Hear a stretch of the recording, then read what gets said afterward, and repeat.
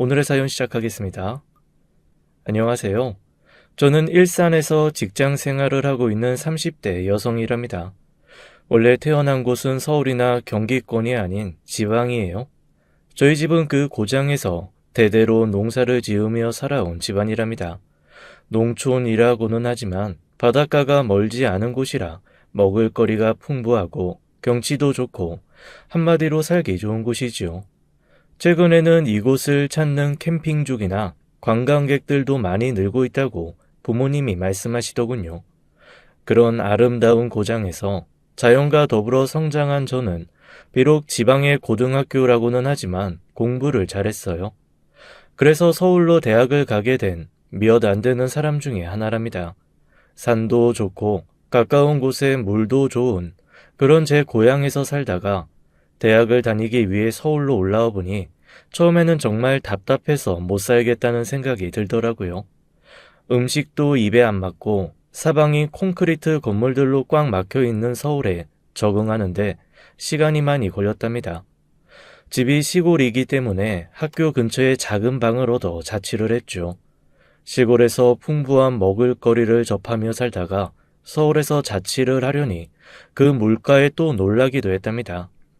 시골집에서 먹던 것보다 훨씬 못한 먹거리들을 비싼 값을 주고 사야 했어요.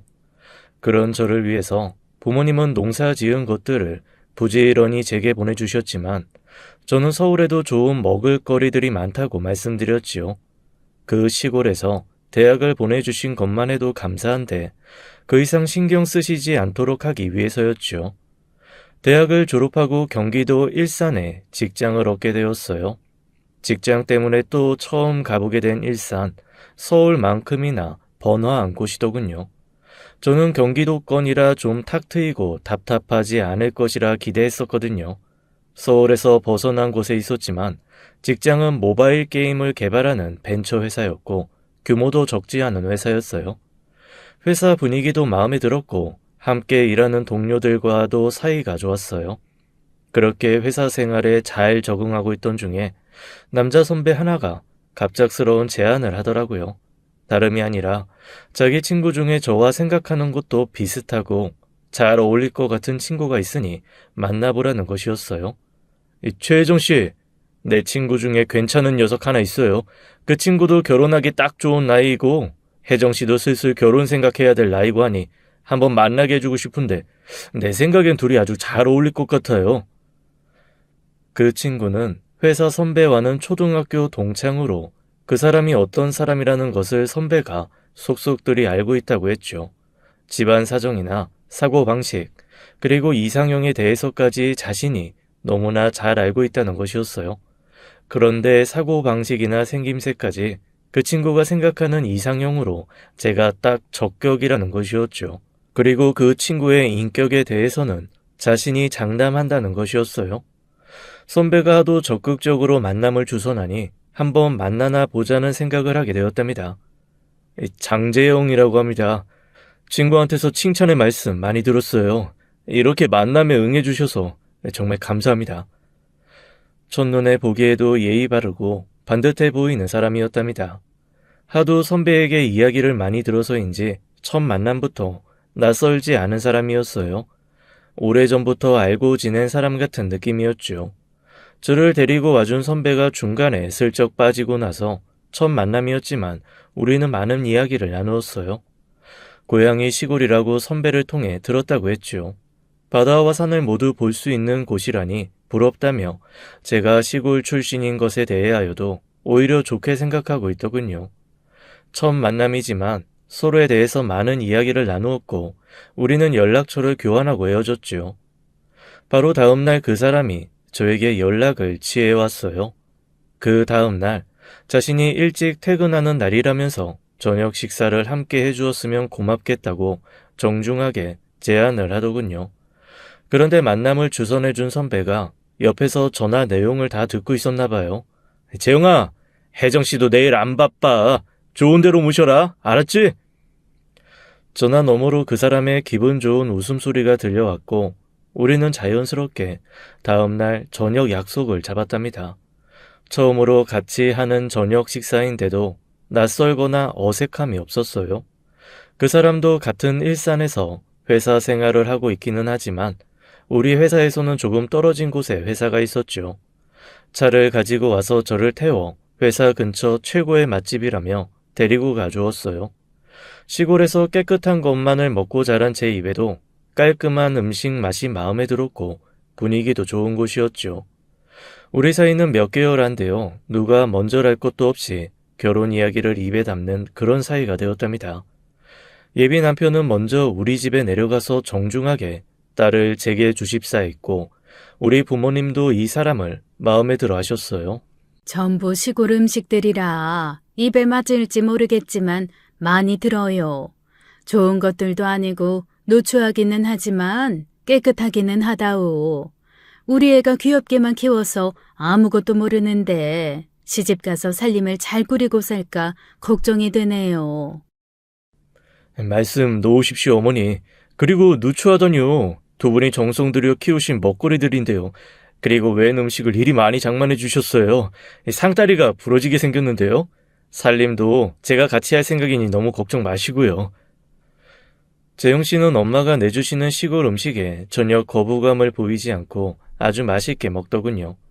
이제 제가 시부모님 되실 분들에게 인사를 드릴 차례가 되었죠.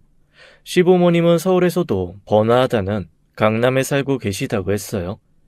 엄마, 아버지, 이 사람이 제가 말씀드린 사람이에요. 인사 받으세요. 제가 말한 대로 참하고 예쁘죠? 이런 팔불출 같은 녀석. 시골 출신이라서 촌스러워 보일 줄 알았는데 생각보다는 그렇지 않구나. 저를 보신 예비 시어머니의 첫 말씀이었죠.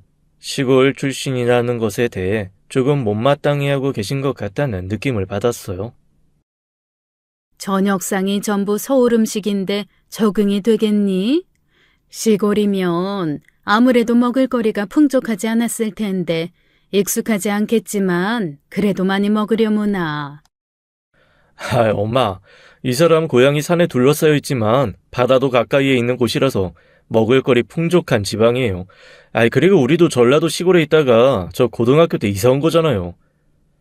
시골 출신이라고 약간 무시하는 듯한 말씀을 하시는 예비 시어머니에게 예비 남편이 저를 두둔하는 말을 하더군요. 그런데 시댁이 시골에서 살았다고 하는 예비 남편의 말에는 조금 화를 내시는 것 같더라고요. 너 고등학교 때 그 옛날 고리장 얘기는 왜 하니? 그 정도 지방에서 산 거야 그냥 잠깐 머물렀던 것 뿐이지. 난 그때가 언젠지 기억도 안 난다. 우린 서울 사람들이야. 저도 대학교 1학년 때부터 서울에서 자취해서 서울살이가 10년이 넘었어요, 어머니. 서울살이에 이제 완전히 적응해서 주신 저녁 아주 맛있게 먹었습니다. 예비 시어머니는 저녁상에 이어서 차와 과일상을 내오셨어요. 과일을 깎지 않고 그냥 내오신 것을 보고 제가 얼른 과도를 집어들었죠. 과일 제가 깎을게요, 어머니. 저희 고향에서 과일도 많이 키우거든요. 그래서 제가 과일을 아주 얇게 잘 깎아요. 내오신 과일을 정성껏 깎아서 예비 시부모님 앞에 놓아드렸죠. 시아버님은 제가 마음에 드시는 모양이었어요. 하긴 며느리 사랑은 시아버지라고 결혼 전이었지만 처음으로 보시는 며느리가 귀여우셨겠죠. 시골에서 과일 키우는 데서 자라서 그런지 과일 하나는 야무지게 깎는구나. 어서들 먹자. 시어머니는 하시는 말씀마다 제가 시골 출신이라는 점을 꼭 언급하시더라고요. 아까 우리 엄마가 혜정씨 시골 출신이라고 자꾸 말씀하실 때 기분 상하지 않았어요? 아니요, 기분 상하기는요. 아무래도 서울에 오래 사시다 보면 낙후된 시골에 대해서 조금 안 좋게 생각하실 수도 있죠. 전혀 기분 안 나빴으니까 걱정하지 마세요. 저를 시골 출신이라고 약간 무시하시는 듯한 문제를 빼고는 거의 아무 문제 없이 우리의 결혼 준비가 진행되었답니다. 드디어 양가 부모와 신랑, 신부 될 사람이 모두 모이는 상견례를 가지게 되었지요. 제가 이 아이의 애미 되는 사람입니다. 공부 잘하는 것만 기특해서 귀엽게 키우다 보니 아무것도 모른답니다. 좋게 보아주시니 감사할 따름이네요. 아, 네. 제가 신랑들 이 아이의 엄마 되는 사람입니다. 시골에서 따님을 서울로 대학까지 보내셨다니 고생이 많으셨겠어요. 화기애애한 첫 인사가 이렇게 시작되었답니다. 우리 며느리 될 아이 대학 뒷바라지까지 하시느라고 농사일에 더 많이 매달리셔야 했겠어요. 햇빛을 많이 보셔서 그런지 얼굴이 조금 그을어 보이시네요. 야가, 넌 뭐했니? 어머니 선크림 하나 제대로 마련해드리지 않았던 것 같구나. 시골 햇빛이 따갑기는 하지만 도심하고는 달라서 걸리는 것 없이 아주 밝고 화창합니다. 햇빛을 많이 쬐는 게 건강에도 좋다고 해서 굳이 가리거나 피하지 않았답니다. 농사일을 하시려면 손을 많이 사용하셔야 했을 텐데 우리 며느리 될 아이가 서울에서 일을 한다고 바빠서 핸드크림 하나도 챙겨드리지 못한 것 같네요. 제가 내려가실 때 선크림하고 핸드크림 선물로 넉넉히 마련해드리겠습니다. 아닙니다. 말씀만으로도 고맙습니다. 시골 사람들은 화장품을 거의 쓰지 않아요. 손에 다른 물질이 안 묻어 있어야 깨끗한 먹거리를 재배할 수 있거든요. 제가 태어난 고향에 대해서 대한민국에서 그만한 곳이 없다고 자부해온 사람이랍니다. 저희 부모님도 고향에 대한 애정과 애착이 크신 분들이죠. 상견례 장에서도 저를 처음 보셨을 때처럼 예비 시어머니가 우리 집이 시골이라는 것에 대해 자꾸 불편한 쪽을 강조하려고 하시는 것 같았어요. 먹을거리를 바로 생산해서 먹다 보니 힘이 들기는 하지만 신선한 것을 먹게 되죠. 서울에서야 나서면 바로 먹을거리 사다 드실 수 있으니 어디 서울만큼 편하기야 하겠습니까?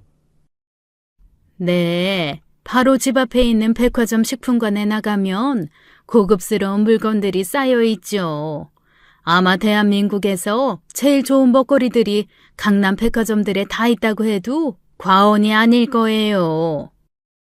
그렇지만 저희 부모님은 안 싸돈 될 분의 말에 대해서 결코 기분 나쁘지 않게 대꾸하시면서 상견례 자리의 분위기가 어색해지지 않게끔 하셨답니다. 그래서 이제는 본격적인 결혼 준비에 대해서 주로 어머님들 사이에서 말씀들이 오갔죠. 아무래도 결혼 준비 과정에서 중요하게 의논되는 이야기는 신접 살림을 차릴 집에 대한 것이겠죠. 우리가 살 집에 대해서 양가 어머님들의 말씀이 이어졌답니다. 먼저 우리가 계획을 말씀드렸어요. 저하고 혜정 씨한테 각각 저축이 1억씩 있어요. 여기에 대출을 좀 더하면 운정신도시에 살만한 집 얻을 수 있겠다고 둘이 의논했었어요. 운정신도시라면 저희들이 모두 일산에서 회사를 다니니까 출퇴근도 편할 것 같고 해서요. 회사에서 편한 거리에 있다니 다행한 일이군요. 아이들이 의논한 대로 하라고 하면 될 것 같습니다만 뉴스에서 보니 출퇴근 시간에 차가 막히는 일 때문에 직장인들이 많이 힘들어한다더군요. 그러자 예비 시어머니가 약간 못마땅하다는 투로 말씀하셨죠. 왜 인생의 중요한 과정인 결혼을 그 집안 구석에서 시작을 한다는 건지 이해가 가질 않는구나 얘들아. 자고로 사람은 서울로 보내고 말은 제주로 보내라는 말이 있지 않니? 조금 이른 생각이긴 하다만 태어날 아이들의 교육을 위해서라도 서울에 일찍 자리 잡을 필요가 있어. 집 문제에 대해서 양가의 아버님들과 저희 어머니는 아이들이 정한 대로 하자고 하셨지만 예비 시어머니만은 이렇게 다른 입장을 가지고 계셨어요. 모든 것에 대하여 의견이 일치를 본 것은 아니었지만 아무튼 상견례는 무사히 끝났지요. 그런데 상견례 다음 날 한참 회사에서 업무에 열중하고 있는데 예비 남편에게서 전화가 왔어요. 우리 엄마가 대출 더 받아서 서울에서 살림집을 구하라고 아주 단정적으로 말씀을 하시네요. 내가 그건 여러 가지로 불편한 일이라고 말씀드렸는데도 막무가내세요. 시어머니가 대출을 늘려서라도 서울에서 자리를 잡으라고 통보를 하셨다는 것이었어요. 우리는 이 일로 퇴근 후에 만나서 시어머니가 제안하신 대출을 늘리는 일에 대하여 의논해 보았죠. 그런데 대출을 아주 많이 늘리기 전에는 서울에서 살 만한 집을 구하지 못할 것이라는 결론에 도달했어요. 그리고 출퇴근이 불편하다는 것에도 의견이 같았답니다. 예비 시어머니께 우리가 의논한 것을 말씀드리기로 했죠. 둘이 같이 예비 시어머님을 뵙기 위해 시댁으로 찾아갔어요. 엄마, 서울에서 살림을 시작한다는 게 말이에요. 우선은 출퇴근이 너무 불편해요. 길에서 하루에 4시간 이상을 보내야 해요. 무엇보다도 대출 이자가 많이 늘어날 텐데, 그러느니 그 돈을 미래를 위해서 저축해 놓는 편이 훨씬 낫잖아요. 네, 어머니, 대출을 늘리면 이자가 늘어나는데 그냥 고스란히 은행에 주는 돈이라 너무 아까워요. 저축하면 적지 않은 돈이 모일 것 같은데요. 그냥 운정해서 시작하게 허락해 주시면 안 될까요? 제 의견도 있었지만 무엇보다도 당신의 아들이 고집을 꺾지 않는 데야 시어머니도 더 이상 어쩔 수가 없으셨던 건가 봐요. 결국엔 처음에 우리가 정한 대로 운정 신도시에서 시작하는 것으로 하고 결혼 준비가 진행되었지요. 우리가 각각 저축해서 가지고 있던 돈 2억에다 대출을 좀 더하니 운정 신도시에 넓지는 않지만 방이 3개 딸린 깨끗한 집을 구할 수 있었어요. 아가, 네 시아버님의 사촌동생이시니 너한테는 시당숙이 되시는 어르신이 계시다. 너희들 결혼식 때 편찮으셔서 못 오셨어. 그분이 오늘 너를 꼭 보고 가시겠다고 하시는구나. 퇴근하고 바로 집으로 와야겠다. 자주 오실 수 있는 분이 아니니 오후 7시까지는 꼭 오너라. 회사 일이 보통 6시는 되어야 끝나는데 7시까지 강남으로 오라고 하시니 난감하더라고요. 그렇다고 시당숙 되시는 분이 저를 보고 가시겠다고 하신다는데 안 가뵐 수도 없는 노릇이고요. 일부러 운전하고 다니던 차를 놓고 전철을 탔답니다. 그런데도 시댁에 도착하니 거의 8시가 다 되어 있었어요. 원 세상에, 시당숙 되시는 분이 조카 며느리 얼굴 보시겠다고 기다리다 못해서 가셨다. 이런 경우가 어딨니? 그러니 내 말대로 서울에서 시작했어야 이런 일도 안 생기지. 제가 도착하기 10분쯤 전에 시당숙 되시는 분이 기다리다 못해서 가셨다며 어머니께서 제게 핀잔을 주셨죠. 차가 막힐까봐 일부러 전철을 탔는데도 결국 이렇게 됐네요, 어머니. 정말 죄송해요. 결혼식에도 못 오신 분이시라면서요. 제가 나중에 그 시당숙 어른을 찾아뵙고 인사드리면 안 될까요? 그분은 바쁜 사업을 하시는 분이야. 너만 기다리고 사신다니? 우리 집에 오신 김에 보고 가시겠다고 하셨는데 언제 또 시간이 되실지 모르는 분이시다. 어머니 정말 제가 죄송해요. 그런데 어머님, 한 가지 부탁 말씀만 좀 드릴게요. 제가 회사에 오후 6시까지는 매여 있다 보니까 급하게 서울로 움직이는 게 힘들 때가 많아요. 죄송하지만 그런 일이 있으시다면 하루 전에라도 미리 알려주시면 오늘처럼 죄송한 일은 일어나지 않을 것 같네요. 어머, 얘 말하는 것 좀 봐. 어른들이 너를 만나기 위해서 예약을 해야 된다 이 말이냐? 도대체 이게 무슨 경우 없는 말이야? 그런 뜻이 아니고요, 어머니. 회사 생활을 하다 보니까 개인 사정으로 일찍 회사에서 나오기가 어렵다는 말씀을 드린 것뿐이었어요. 그렇지만 하루 전에라도 말씀해 주시면 미리 업무를 다 마친다든가 분담한다든가 해서 시간을 만들 수 있다는 뜻이었고요. 어머니 오해 푸세요. 그런데 이런 저의 간곡한 말에도 불구하고 시어머니는 끝내 오해를 풀지 않으시더라고요. 그렇게 화가 나 계시는 시어머니를 뒤로하고 시댁을 물러나오는 수밖에 없었죠. 그날 저녁 걱정이 되어 남편에게 이 이야기를 그대로 전했어요. 어머니께서 아무래도 오해가 깊으신 듯하니 기분을 좀 풀어드리라고 했죠. 제 말대로 남편이 전화를 걸어서 제 본의를 다시 말씀드리더라고요. 그런데 다음날 아침 일찍 제 핸드폰 벨이 요란하게 울렸어요. 시어머니로부터 온 전화였죠. 너 이 시애미하고 사이에 있던 일을 네 남편에게 일러 바친 거냐? 결국 시당숙이 그렇게 허탕을 치고 가셨어도 내가 너한테 뭐 크게 야단친 일이라도 있었단 말이야? 어떻게 일러 바쳤기에 우리 아들 목소리가 볼멘소리야? 저는 어머님의 이 말씀을 듣고 정말 크게 당황했답니다. 마치 서로의 언어를 모르는 외국인들끼리 대화를 하고 있는 것 같은 그런 느낌이었어요. 서로 알아듣지도 못하는데 영어와 한국말로 이야기하고 있는 것 같은 느낌 말이죠. 어머님, 정말 오해세요. 어머니 혹시 기분 상하셨을까봐 위로해 드리라고 했을 뿐이에요. 일러 바치다니 어머니, 그럴 리가요. 제가 거의 울먹이다시피 그런 것이 아니라고 말씀드렸지만 시어머니는 결국 차갑게 전화를 끊어버리고 마셨죠. 제가 남편이 전화하는 것을 옆에서 들었지만 결코 볼멘 소리로 불만을 표한 것이 아니었답니다. 집사람이 엄마 기분 상하신 것 같다고 사정을 잘 말씀드려 달라고 그래서 기분 푸시라고 말하는 것을 제가 분명히 들었거든요. 결국 시 당수께서 오셨다가 그냥 가셨다는 그 일이 그렇게 찜찜하게 마무리되고 말았지요.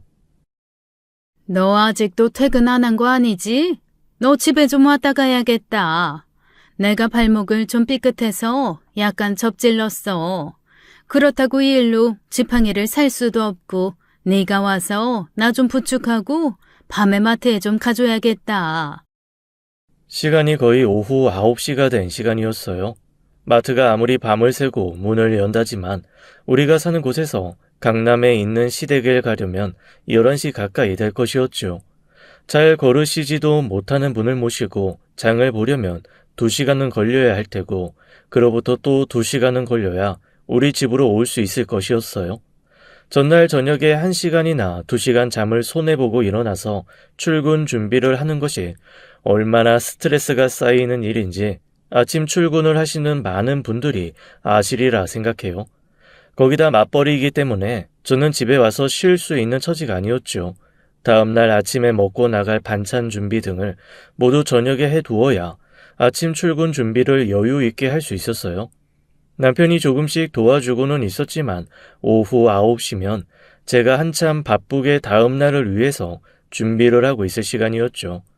그렇지만 지난번 시 당숙 일도 있고 해서 저는 무리를 해서 시댁으로 갔답니다. 다리를 다치셨다더니 이번에는 차를 가지고 가기로 했죠. 오후 9시가 넘은 시간대인데도 차가 많이 막히더라고요. 11시가 넘어서야 시댁에 도착할 수 있었어요. 도착해보니 어머님의 걸음걸이로 보아 꼭 누가 부축을 해드려야 할 만한 그런 부상은 아닌 것 같았지요. 그래도 어머님은 굳이 제 팔짱을 끼시고는 제 몸에 체중을 실으시는 거였어요. 제가 순간적으로 비틀했죠. 아이고 다리야. 얘가 정말? 다친 시애미 부축 좀 하랬더니 왜 네가 비틀거리고 그러니? 너도 다리 다쳤니? 아니면 이 시애미 부축 좀 하는 일이 그렇게 귀찮단 말이야? 어머니, 제가 운전을 좀 오래 하고 와서 정신이 없어서 순간적으로 좀 비틀했나 봐요. 귀찮다뇨. 무슨 그런 말씀을요. 정말 죄송해요. 그러게 누가 너더러 우리 아들 그렇게 시골 사람 만들어가면서 시골 구석에 처박혀 살라고 하든? 어른 말 들으면 자다가도 떡이 생긴다는 말 모르니? 서울에 살림 차렸어 봐라. 지난번 시당숙 일도 그렇고 아무리 밤새 여는 마트지만 밤 12시가 다 되어서 갈 일이 있었겠니? 그렇게 밤 12시가 다 되어서야 마트에 가서 장을 볼 수 있었고 시댁에 와서 정리까지 다 해드리고 우리 집에 오니 거의 새벽 3시더라고요. 왜 자야지 하면 더 잠이 안 오는 일 경험하신 분 있으시죠? 제가 그날 딱 그랬어요. 내일 나가서 졸지 않고 일하려면 자야지 하다가 날이 새고 말았답니다. 잠깐 눈도 붙이지 못하고 회사에 나가서 어찌나 졸았던지요. 그날은 집에 돌아와서 다음날 아침 준비도 하지 못한 채로 그냥 골아 떨어지고 말았어요. 그런데 이렇게 시어머니가 먼 거리에 있는 저를 예고도 없이 호출하시는 경우가 점점 늘어나고 있었답니다. 너 내 친한 친구들한테 일일이 인사 못했잖니. 오늘 너 생각해서 한꺼번에 다 모이라고 했으니까 미리 와서 나하고 같이 음식 준비 좀 해야겠다. 회사에서 6시 퇴근이라고 했지? 바로 와서 준비하자꾸나. 그리고 내일이 토요일이니까 내일 친구들 모이라고 할 거고. 그런데 이렇게 말씀하시고 전화를 끊으시더니만 바로 다시 전화를 하셨더라고요. 그리고 내일 바로 친구들 오기 직전에 오지 말고 새벽같이 좀 와야겠다. 집에 김치 냉장고를 새로 설치하는데 기사가 아침 9시에 온다는구나. 네 시아버님 오늘 멀리 출타하셔서 못 들어오신다. 집안에 낯선 남자하고 둘이 있는 게 무섭구나. 요즘에 얼마나 흉흉한 세상이냐.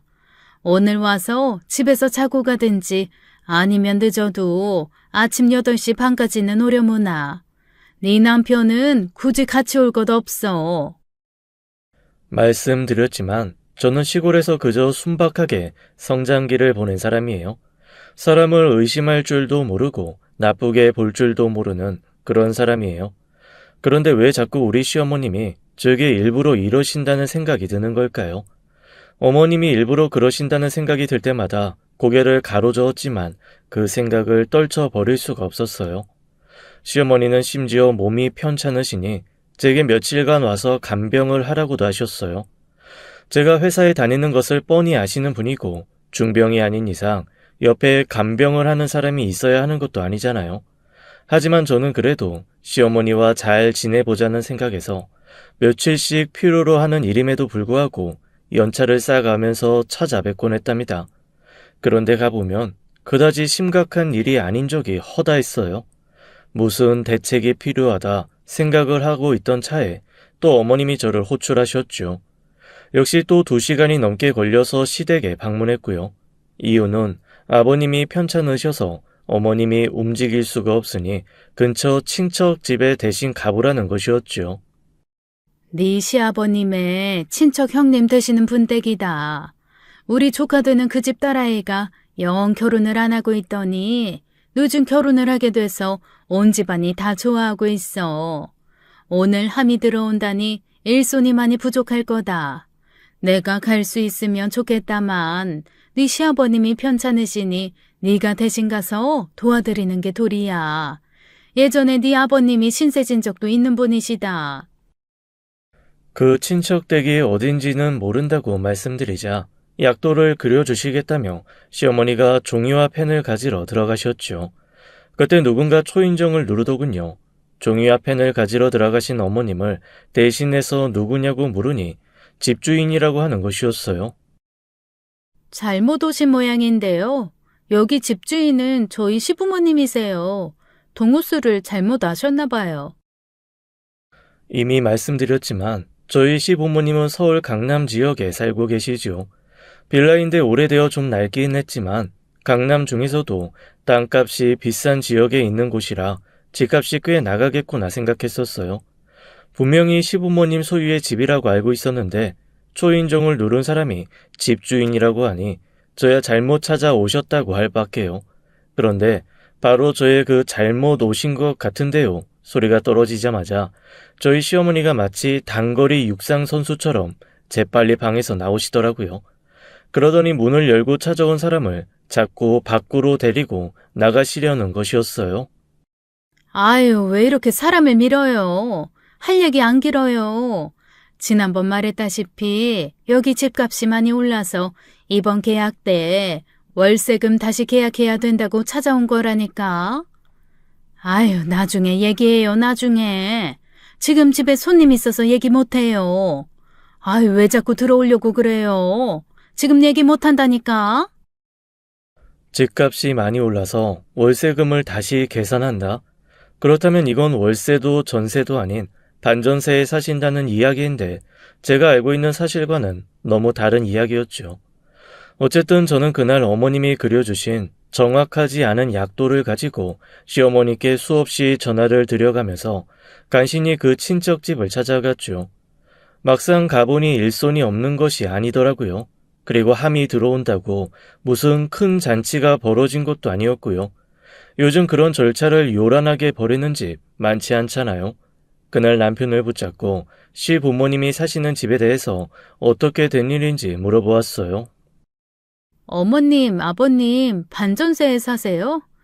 저는 몰랐네요. 그런데 그 동네라면 그 반전세라도 전세금 장난이 아닐 테고, 그리고 월세금도 무시 못할 텐데 왜 굳이 그렇게 하시는 거예요? 남편이 한숨을 푹 내쉬며 대답해 주더군요.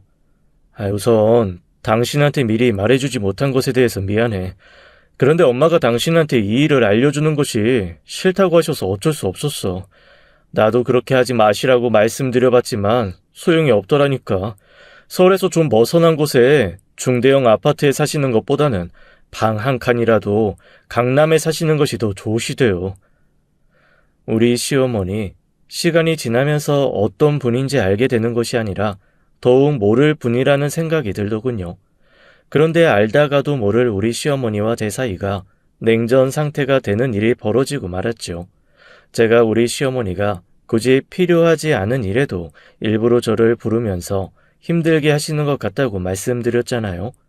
사실 호출하시는 대로 찾아뵈면서 또 그렇게 시키시는 일 다 해드리면서 회사 생활까지 해야 하는 저는 정말 힘이 들었답니다. 그래서 친정 엄마를 붙잡고 하소연을 한 일이 있었어요. 그랬더니 친정 엄마가 서울에서는 구경도 못할 정말 특산품이랄 만한 먹거리들을 잔뜩 보내주셨더라고요. 시댁에 가져다 드리라는 것이었죠. 엄마, 우리 시어머니, 우리 지금 여기 경기권에 사는 것도 시골이라고 못마땅해 하시는 분이라고 했잖아요. 이 음식 가져다 드려봤자 싫다고 하실 게 뻔해요. 엄마 아빠 힘들게 마련하신 음식 그냥 무시하실 텐데 나 그런 거 보기 정말 싫어요. 걱정 말어. 나이 들면 다 그런 시골 음식이 좋아지게 마련이야. 서울에서는 그렇게 싱싱한 물건들 구경도 못한다. 네 시어머니께서도 잘하실 거야. 그러니 가져다 드리고 마음 좀 풀어드려라. 저는 내키지 않았지만 친정 엄마가 시키는 대로 친정에서 보내온 먹거리들을 들고 시댁에 찾아갔죠. 제 예상이 딱 들어맞더라고요. 예, 시골 물건이 아무리 좋다고 해도 백화점 식품권 음식만은 절대 못한 거란다. 더군다나 여긴 서울 중에서도 좋은 백화점들이 다 모여있는 강남이야. 이런 거 우린 안 먹는다. 도로 가져가서 너나 먹어라. 이건 저희 고향 특산품이고 서울에서도 구하지 못해요, 어머니. 저희 엄마 아버지가 특별히 신경 쓰신 물건이에요. 건강에도 좋으실 만한 그런 먹거리들이고요. 보내주신 부모님 정성을 봐서라도 그냥 받아주세요, 어머니. 그런데 다음 순간 보여주신 시어머니의 행동이 저를 화나게 하기에 충분했죠. 제가 건네는 먹거리들을 받으시기에 저는 그것을 냉장고나 다용도실로 가져가시려니 했어요. 그런데 정말 놀랍게도 그것들을 제가 보는 앞에서 음식물 쓰레기 봉투 속으로 넣어버리시더라고요. 솔직히 말씀드려서 바로 그 순간에 저는 시어머니에게 온갖 정남이가 떨어지더군요. 길거리에서 누가 먹던 과자 쪽을 건넸어도 그렇게 무한하게 거절할 수 있을까요? 하물며 사돈댁에서 정성 들여 마련한 음식을 며느리가 뻔히 보는 앞에서 쓰레기 봉투 속에 넣어버리시다니요. 더 이상 무슨 말을 하고 싶지도 않고 그 얼굴을 뵙고 앉아있기도 싫더라고요. 그래서 그냥 안녕히 계시라고 간단하게 인사를 하고는 시댁에서 물러나와 버렸어요. 그리고 그 이후 저도 모르게 시어머니에 대한 제 행동도 달라지더라고요. 아무리 갑자기 저를 부르셔도 무리한 심부름을 시키시거나 또는 무리한 요구를 하시거나 해도 잘해드려야겠다는 생각을 가지고 있던 저였어요. 그런데 그런 생각도 싹 달아나 버리고 말았죠. 예, 너 와서 우리 집 냉장고 좀 봐라. 이게 벌써 몇 년 된 건지 아니? 와서 네가 새 물건 좀 알아보고 좋은 걸로 좀 바꿔. 어머니, 저희 그럴 여유 없어요. 가지고 있는 돈 전부 집값에 들어갔고요. 적금이다 뭐다 해서 들어가는 돈 빼고 나면 살림 빠듯해요, 어머니. 비싼 월세 내시는 어머님께서 알아서 바꾸세요. 저희는 그런 돈도 없는 사람들이니까요. 예, 얘가 아주 이제 막 나가네. 너 네 시어미한테 반항하겠다는 거야?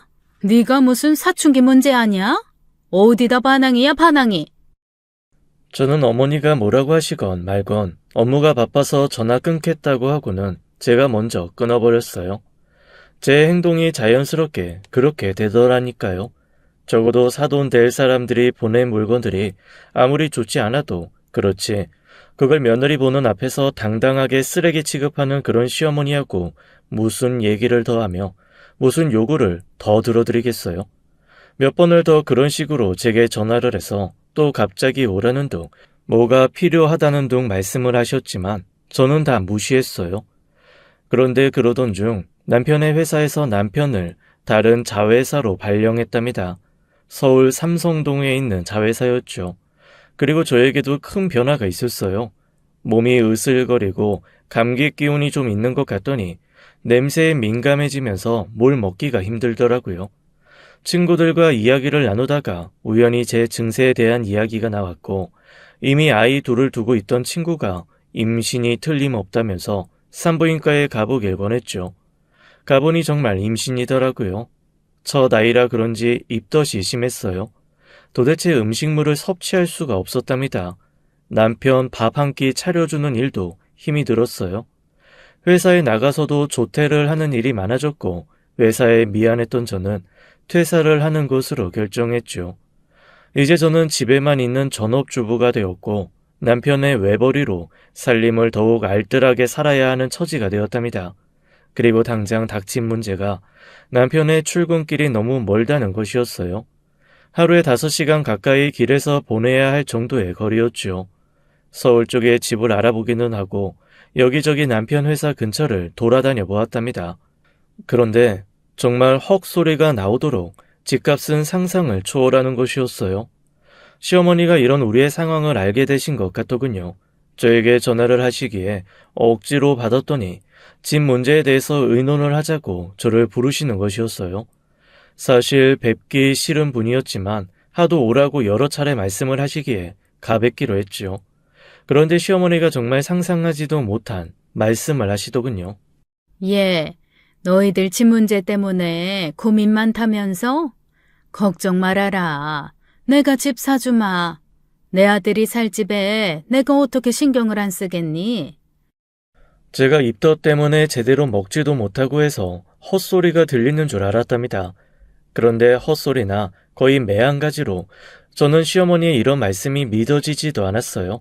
제가 별 관심이 없다는 태도로 일관하자 시어머니는 정말로 집을 사주시겠다고 다시 진지하게 말씀을 하시더군요. 예, 아가. 너희 지금 살고 있는 집 전세 보증금하고 우리 집 보증금하고 합치고 대출을 조금만 늘려서 집을 사자꾸나. 그리고 명의는 일단 내 명의로 해놓자.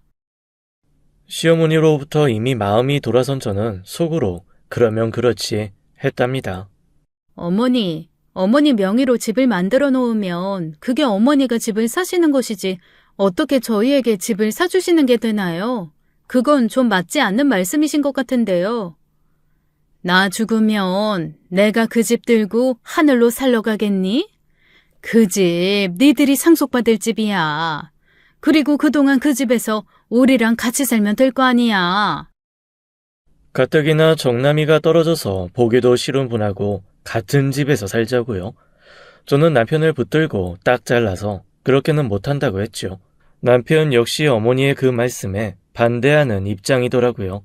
두 분이 거동하시는데 아직은 아무 불편도 없으시고 더구나 제가 입덧으로 고생 중인 상황에서 시집살이는 말이 안 된다고 하는 것이었어요.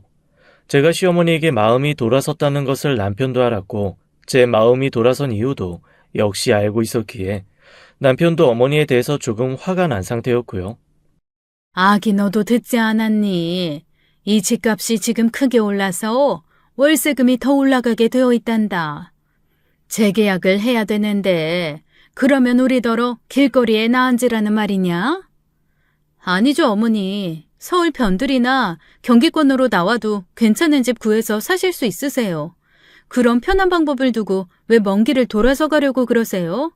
아버님도 사실 불편하게 출퇴근하시고 계시잖아요. 아무리 곧 정년이 되신다고는 하지만 직장이 강남권은 아니시잖아요. 너 네 남편을 시골 사람 만들어 놓더니만 이제는 시부모까지 시골 사람을 만들지 못해서 안달이 난 거니?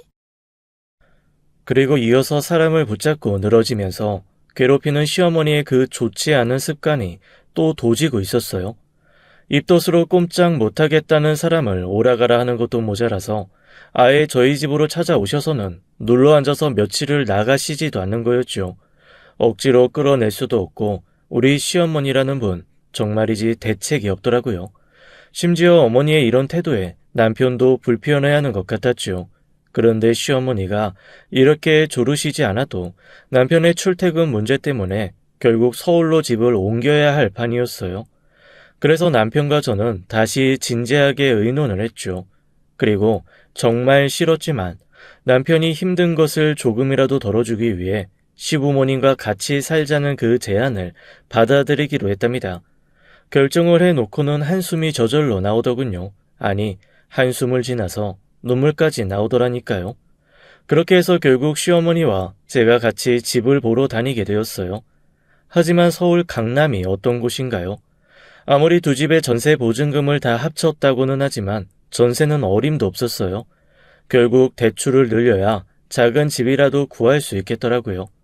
월세나 반전세로 하자니 지금 정년이 다시진 시아버님과 이제 외벌이인 남편의 월급으로 비용을 충당하기에는 너무 빠듯했어요. 거기다가 늘어난 대출 이자는 또 어떻게 하고요.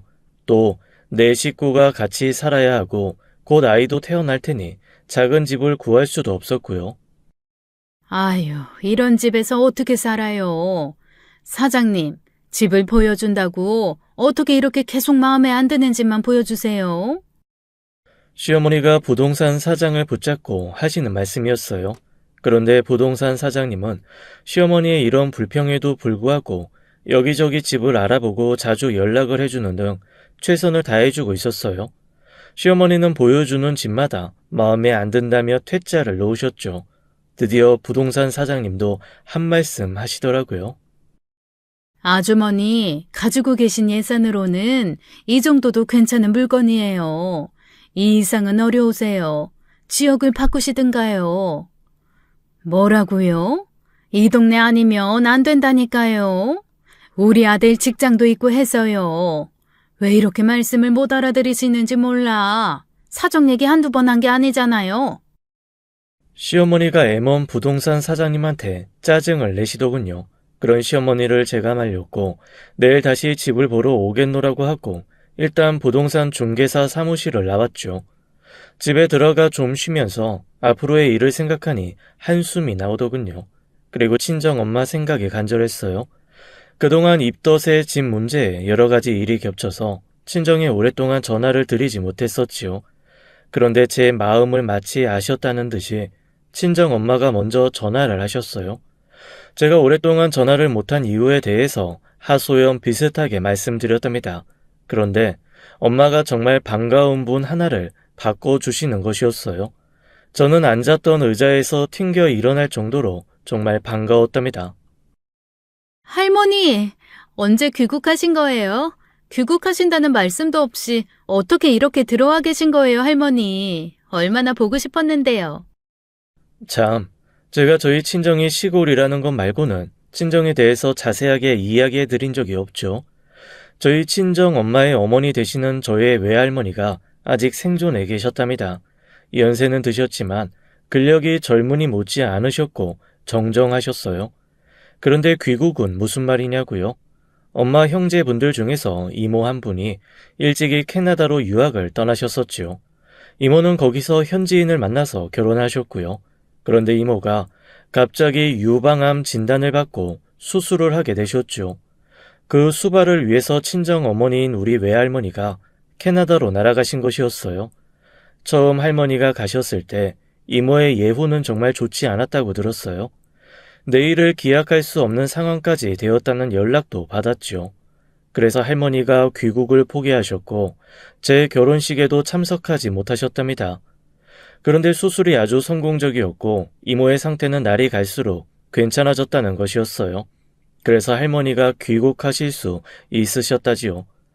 외할머니는 어렸을 때부터 저를 끔찍히 예뻐해 주셨답니다. 원두막에 모깃불을 피우고 할머니의 이야기를 들으면서 베어 물던 수박의 맛은 정말 잊을 수 없는 맛이었지요. 할머니가 들려주시는 엄마와 이모, 삼촌들의 어릴 적 얘기도 얼마나 재미가 있었던지요. 삼촌이 성냥불 장난을 하다가 집을 다 태울 뻔했다는 얘기, 그래서 그날 외할아버지가 삼촌을 발가 벗겨서서 밖으로 내쫓으셨다는 대목에서 저는 정말 배를 잡고 웃었답니다. 그러다가 원두막에서 잠이 들곤 하던 여름밤, 아침에 일어나면 할머니는 언제 일어나셨는지 제 앞에서 부채질을 해주시며 제가 깨기를 기다리고 계시곤 했었어요. 네 엄마한테서 너희들 이야기 다 들었다. 내일 가기로 한 부동산 사무실이 어디냐? 이 할미가 한번 가보자꾸나. 그런데 할머니를 뵙는 것은 정말 눈물이 날 정도로 반가운 일이었지만 저는 걱정이 앞섰답니다. 우리 할머니 정말 자상하고 다정다감하신 분이었지만 경우가 없거나 잘못된 일은 절대로 못 보시는 성격이셨어요. 동네 싸움까지도 모두 나서서 말리시는 분이라 호랑이 할머니로 통했죠. 부동산 사무실에서 하는 우리 시어머니의 행동으로 보아 할머니와 다툼이 있을 가능성이 높았죠. 그래서 부동산 사무실에 할머니까지 오셔서 고생하실 필요는 없으시다고 그냥 쉬시라고 했어요. 그렇지만 할머니가 재촉을 하시더군요. 당신이 꼭 가보고 싶다고 하시면서요. 결국은 그 부동산 사무실의 위치를 할머니께 알려드리는 수밖에 없었어요. 그리고 그 다음 날에는 시어머니와 저 그리고 남편까지 부동산 중개사 사무실에서 소개하는 집들을 돌아보았죠. 할머니가 오신다고 했으니 남편이 처음 인사를 드리기 위해서도 회사에서 조퇴를 하고 나온 것이었어요. 소개하는 집마다 이런저런 트집을 잡으며 싫다고 하는 시어머니 때문에 부동산 사무실 직원도 이제는 지친 모양이더라고요. 지치기도 하고 덥기도 하니 사무실에 들어가서 물이라도 한 잔 마시고 다시 나오자는 직원을 따라서 사무실로 다시 돌아왔지요. 그런데 부동산 중개사 사무실에 들어서자마자 저는 정말 깜짝 놀라고 말았답니다. 세상에, 우리 할머니가 사무실에 먼저 와 계신 것이었어요. 너무나 반가웠지요. 저는 마치 어린 시절로 돌아간 것처럼 할머니한테 달려가서 안겼어요. 할머니는 어릴 때처럼 제 머리를 부드럽게 쓰다듬어 주셨고요. 그렇게 할머니를 오랜만에 뵙게 되면서 정신이 없다가 비로소 정신이 들면서 뭔가 이상하다는 느낌을 받게 되었죠. 우선 할머니가 사무실의 사장이나 또는 귀빈이나 앉는 상석에 앉아 계셨어요. 그리고 주변 다방에서 주문해 왔는지 비싸 보이는 커피잔에 담긴 커피가 할머니 앞에 놓여 있더라고요. 저하고 시어머니에게는 기껏 비타 500 한 병 줄까 말까 했었거든요. 아, 이분이 할머니 손녀분이셨군요. 아이, 몰라 뵈서 죄송합니다. 처음부터 같이 오셨으면 좋았을 텐데요. 부동산 사무실 사람들이 우리 할머니를 정중하게 모시고 있었고 저에게까지 거의 굽신거릴 정도로 태도를 바꾸더군요. 제가 며칠 전에 처음 왔을 때는 눈길도 안 주고 직원만 딸려 보냈던 사장님의 태도가 180도 바뀐 것이었죠. 제가 이 아이의 할미 되는 사람입니다. 처음 뵙겠습니다, 사돈. 제가 사정이 좀 있어서 이 아이들 결혼식에도 참석을 못했어요. 우리 아이가 집을 보러 다닌다는 말을 듣고 와보았습니다.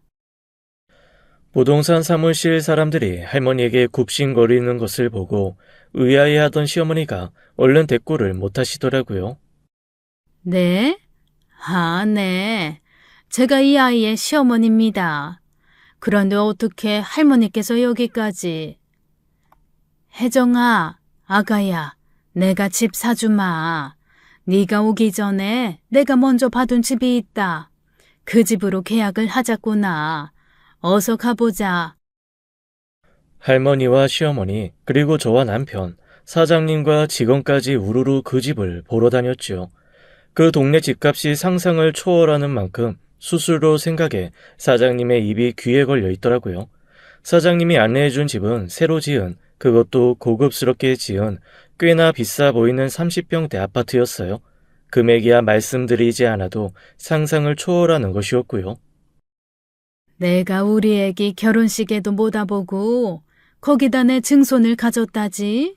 그래서 이 할미가 선물하는 거야. 아마 니들 살기에는 안성맞춤일 게다. 저 며느라이가 우리랑 같이 살기로 했고 그래서 같이 살 집을 알아보고 있었거든요. 요즘 세상에 누가 시집살이를 합니까? 말씀 들어보니 시아버님 되시는 분이 아직 정년도 안 되셨다고 들었어요. 거동이 불편하셔서 돌봐드려야 되는 분이 계신 것도 아니고 말입니다. 할머니가 당차게 말씀하시면서 시어머니를 노려보셨어요.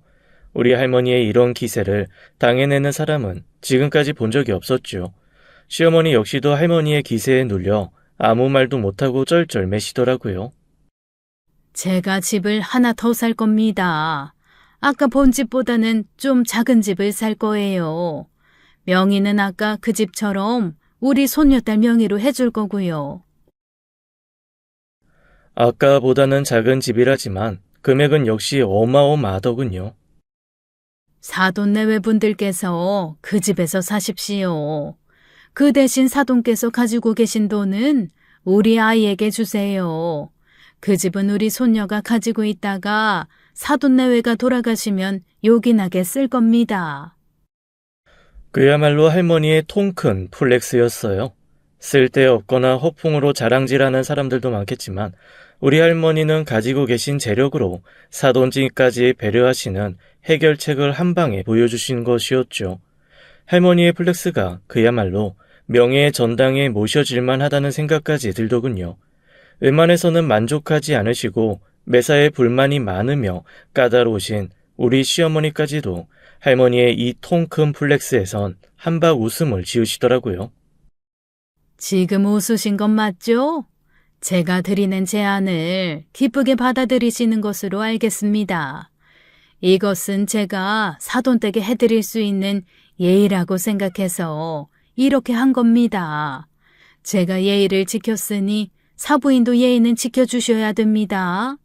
앞으로 이유 없이 우리 손녀딸을 괴롭히거나 스트레스를 풀 대상으로 생각하신다면 저도 안싸돈을 그만큼 괴롭혀 드릴 겁니다. 아시겠습니까? 시어머니는 좋아서 웃으시면서도 할머니의 귀에 눌려 그야말로 꼼짝 못하고 계셨죠. 할머니는 부동산 사장님에게 할머니 회사 직원을 보낼 테니까 알아서 계약하라고 말씀을 하시고는 옆에 대기하고 있던 기사를 대동하고 사무실을 나가셨어요. 정말 짤막하지만 그 어떤 폭풍보다도 강렬한 할머니의 간지에 시어머니와 남편은 입도 뻥끗 못한 상태였죠. 할머니가 나가시고 나서도 한동안 정신이 없는 모양이더라고요. 도대체 할머니가 뭘 하시는 분이시기에 이렇게 부유하시고 당당하신 거야? 너한테 할머니 얘기는 들어본 일이 없는데 도대체 할머니가 어떤 분이시기에 주변 사람들을 이렇게 기가 죽고 주눅이 들게 만드실 수 있는 거니? 그날 늦게 정신을 대충 수습한 남편과 시어머니가 저에게 할머니에 대해서 묻더라고요. 우리 고향에서 유명하신 분이시죠. 크게 돈 빌려주시고 돌려받는 일을 하시는 분이세요. 그리고 버시는 돈으로 지역 발전을 위해서 큰 돈을 자주 기부하시기도 하고요. 도지사님까지도 할머니 앞에서는 고개를 숙이세요. 할머니의 기세에 크게 눌린 시어머니의 태도가 달라졌죠. 저를 쓸데없이 부르거나 꼭 시키지 않아도 될 일을 시켜서 괴롭히는 일 따위는 하지 않으셨답니다. 시어머니의 태도가 이렇게 달라지는 데야 제가 더 이상 어머니를 기피할 이유가 없었어요. 어쨌든 제가 사랑하는 제 남편을 낳아주신 어머니신데요. 시어머니는 이제야 정상적으로 저를 하나밖에 없는 귀한 며느리로 대접해주고 계신답니다. 그리고 부유한 어머니이자 장모를 두고도 평생을 일손을 놓으신 일이 없는 우리 부모님. 부모님이 보내주신 음식에 손을 대기 시작하셨어요. 물론 처음에야 제 눈치를 보면서 그러셨겠죠. 하지만 맛을 보시더니만 다음부터 백화점 식품관 음식을 가까이 하지 않으셨어요. 똑같은 과일인데도 우리 집에서 올라온 것과 백화점에서 산 것은 신선도에 있어서 비교가 되지 않는다고 하셨죠. 그리고 우리 집에서 온 것을 먹다가 다른 것도 못 먹겠다고 하셨어요. 부모님은 오히려 잘 드셔주시는 사돈댁에 감사하다고 말씀하셨답니다. 얼마든지 농사 지어서 보내드릴 테니 건강하게 오래 사시라고도 하셨죠. 얼마 후 저는 건강하게 첫 아이를 출산했어요. 할머니가 증손을 보셨다고 뛸 듯이 기뻐하셨죠. 시부모님께도 첫 손주였어요. 저는 몸조리를 끝내고 직장 생활을 다시 시작했답니다. 시어머니가 우리 아이를 아주 잘 키워주고 계시기에 가능한 일이었죠. 시골에서 서울로 대학을 온 그 좋은 머리를 왜 집안에서 묵히냐고 굳이 저를 회사로 다시 내보내셨어요. 임신, 출산 등으로 잠시 경력 단절은 있었지만 저는 지금 있는 회사에서 착실하게 커리어를 쌓아가고 있답니다. 한동안 갈등 속에 있었던 우리 가족, 할머니의 그 짧고 강렬한 해결책으로 이제는 정말 잘 지내고 있지요.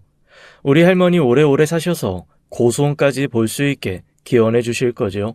사연 들어주셔서 감사합니다. 지금까지 사연 읽어주는 남녀였습니다. 끝까지 함께 해주신 여러분 감사드리며 저희는 다음 사연으로 돌아올게요. 감사합니다.